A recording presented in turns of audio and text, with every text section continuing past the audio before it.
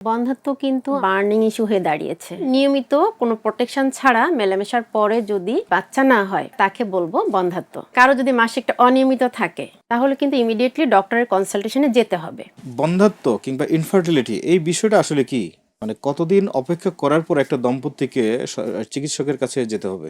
আচ্ছা, বন্ধ্যাত্ব কিন্তু আমাদের দেশে এখন একটা কিন্তু বার্নিং ইস্যু হয়ে দাঁড়িয়েছে। হ্যাঁ, বন্ধ্যাত্ব যেমন একটা সামাজিক প্রেক্ষাপট আছে, সাথে কিন্তু আমাদের আবেগটা অনেকটা জড়িত। এখন আমরা কখন বন্ধ্যাত্ব বলবো? জি।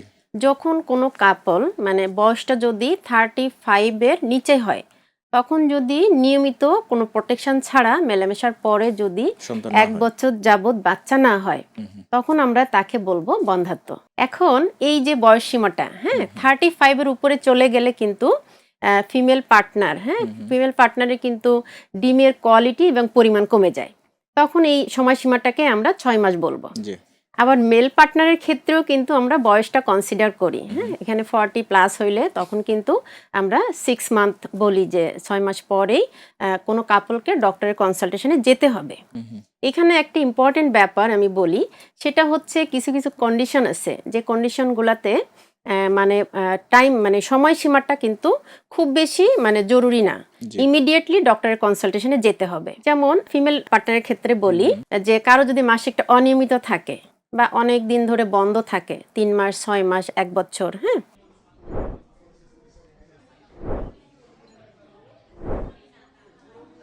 আবার অনেকে দেখা যায় যে পেইনফুল মেনস্ট্রুয়েশন, মানে এটা সাসপেক্ট করে এন্ডোমেট্রিওসিস, অ্যাডেনোমাইসিস এগুলা।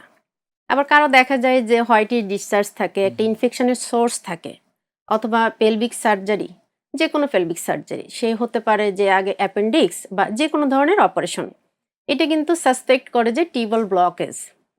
আবার অনেকে দেখা যায় যে অনেক শরীরে লোম থাকে, ঘাড়ে দাগ থাকে, কালো দাগ, এগুলো যদি সিমটম থাকে তাহলে কিন্তু ইমিডিয়েটলি ডক্টরের কনসালটেশনে যেতে হবে। জি।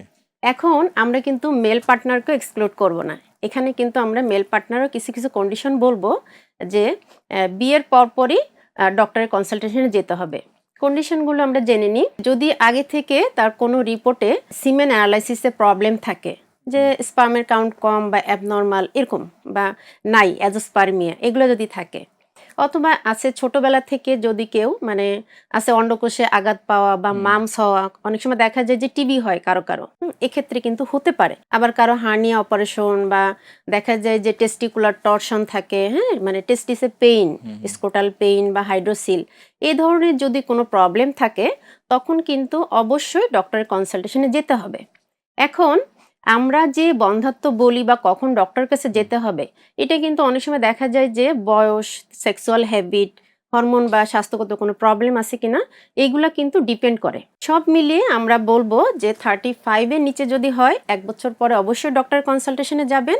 আর যদি 35 এর বেশি হয় তাহলে 6 মাস পরে দেখাতে হবে। আর এই ইমার্জেন্সি কন্ডিশন যে যে মেল ফিমেল পার্টনারের ক্ষেত্রে আমি বললাম, এইগুলোর ক্ষেত্রে ইমিডিয়েটলি ডক্টরের কাছে যেতে হবে।